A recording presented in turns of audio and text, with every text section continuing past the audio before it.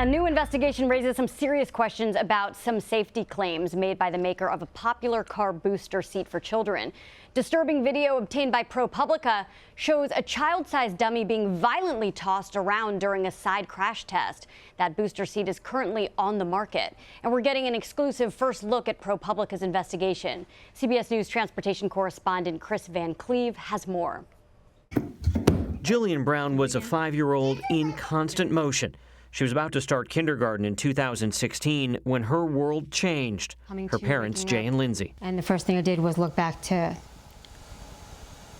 check on the girls. Lindsay was driving her 2 daughters, Jillian and Samantha, to daycare when they were hit on the driver's side near their Long Island home. Jillian was hunched over.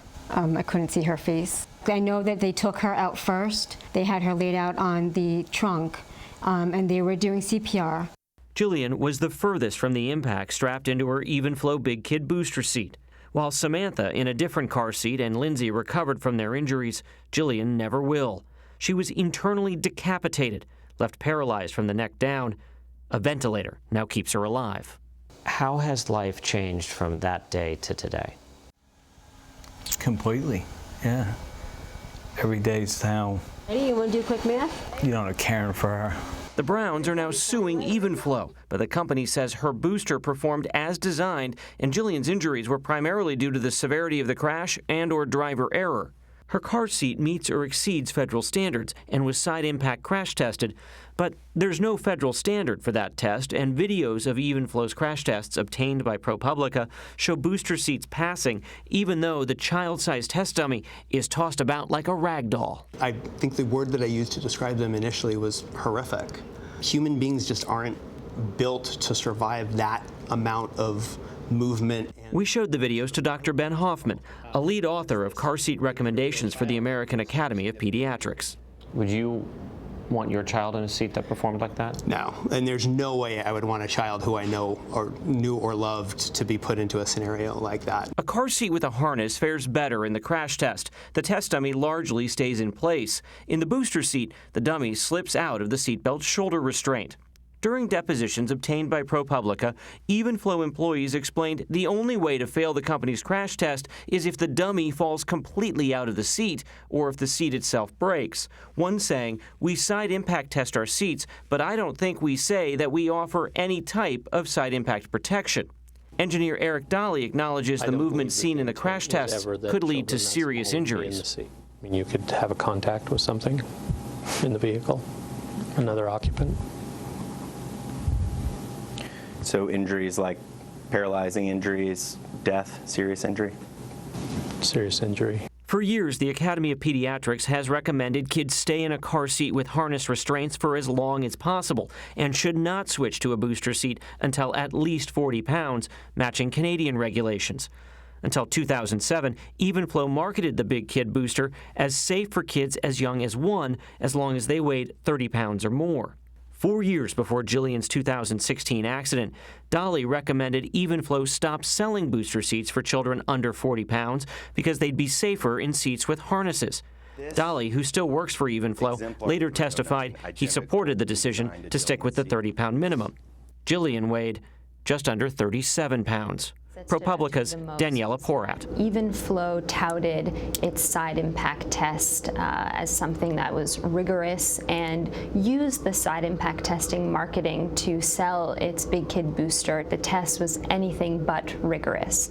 Just months before Jillian's accident, Evenflo did change the height and weight requirements in the owner's manual, but did not notify customers like the Browns already using the seats because the company says there was no safety impact with that change. And years later, the company's old standard is still out there.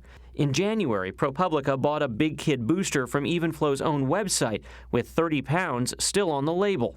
Just this week, we found signage at an Oregon Walmart saying the seats were for kids 30 pounds and up. I would never have bought that if I'd known. I would have left them in the front-facing 5-point harness for years. You know, you read it and you believe it. Evenflo declined our request for an on-camera interview, but said in a statement the company is a pioneer in side impact testing and provides safe, effective, and affordable products, adding it complies with all federal regulations, which do allow boosters to be sold for kids weighing 30 pounds and up. Congress has been asking federal regulators to create a side impact crash test standard for car seats since at least 2000. That's yet to go into effect. You can read ProPublica's entire in-depth investigation online now at cbsnews.com. Kris, it is fascinating there are no federal regulations when it comes to side crash impacts. So is this on lawmakers' radar? Is anyone trying to take action? So Congress has told regulators to create this standard. It just hasn't gotten done yet. So it was on lawmakers' radar. They told the regulator who's supposed to set safety regulations to do this. It hasn't happened. And what that creates is, in the absence of regulation, the car seat makers can create their own tests. And it's not just one company. Many companies say that they side impact test their car seats. We just don't ever know what that looks like. And we because there's no official regulation. Exactly. And ProPublica was able to get these videos because they're part of a public lawsuit now. So what is the parental takeaway here? Should kids never be in booster seats if possible, if you can keep them in a car seat? So a couple things to be very clear on here.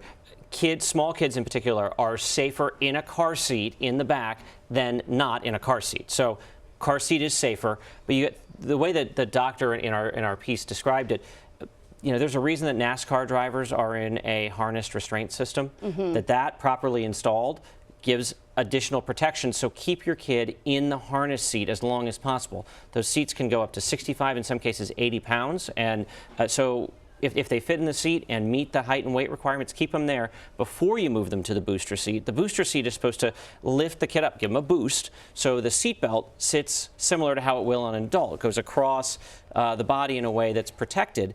And that's really the role of the booster seat. So obviously the bigger the kid, the better. But you do get some fewer protections, as we saw in the crash test videos there, than you would in the harness seat properly installed. And it's so interesting that so much of the directions is about weight requirements. You could have a 2-year-old kid that weighs 30 pounds. Of course, they should be in a car seat, not a booster seat, even though it says on the box that they're eligible for the booster seat. You know, and state laws vary widely. So you have what the rules say, which you should look at as that's the floor. The federal regulations, the state regulations are the floor.